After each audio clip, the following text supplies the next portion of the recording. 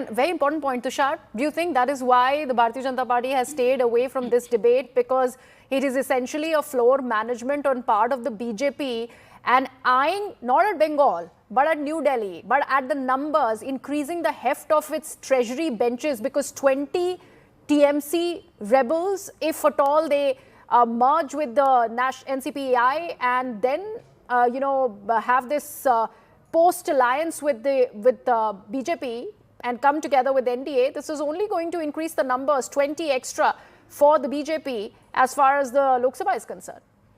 Oh, absolutely. I think the NDA is beginning to have a very strong cushion. They no longer just need to rely on JDU or Chandrababu Naidu. They have actually created a new cushion for themselves with 20 MPs in the Lok Sabha. But that's not the end of it. Even if I look at 2029 elections, of the 42 seats in West Bengal, BJP would want to win at least 32 seats. And that helps them diversify away from Uttar Pradesh and Bihar, where they want to cut their dependency on the 120 seats over there. So Bengal also gives them that greener pasture to explore in 29.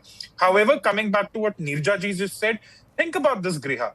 42 MPs, 22 of the DMK, 20 of the TMC for now. These are potentially lame ducks in the parliament. They have the membership, but their party doesn't have power.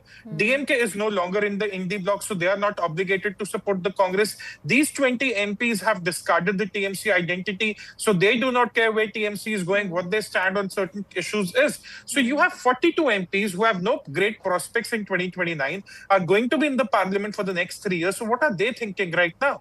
The BJP, by virtue of power, would want to exploit their utility when it comes to critical bills, when it comes to a potential constitutional amendment. And that is how politics works. That is politics 101.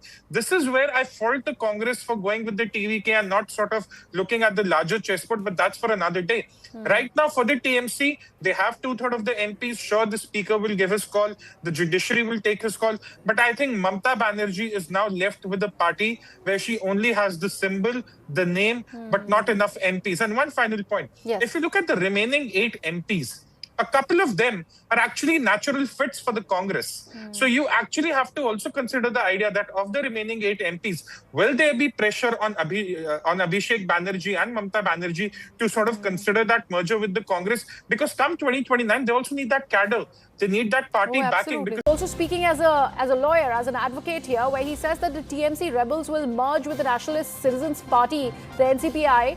Indian democracy has become a theatre of the absurd, a joke. The rebels of the TMC legislative party cannot merge with a political party. That can happen only if the TMC wished to do so, disqualify them. The same point that Mr. Ansari was making. Tushar, yes, you wanted to come in on that. Now even Kapil Sibal has, drawn open that technicalities, underlined it, that this legislative faction cannot formally go ahead and merge without a go-ahead from the political party, with the main party really wanting them to do so. No, with all due respect, Kapil Sibal had a lot of opinions when Shiv Sena came apart, when the NCP came apart. At the end of the day, it's the court that's going to decide, and before that, it's the speaker that's going to decide.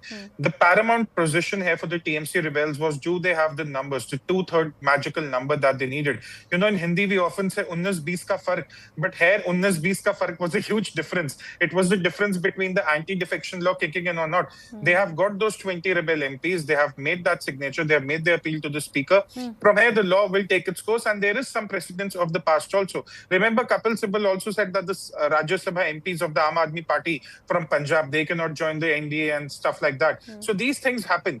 Right now, my point which Asif Ansari was making, Griha, let's also remember West Bengal now is a very polarized state in terms of how it votes.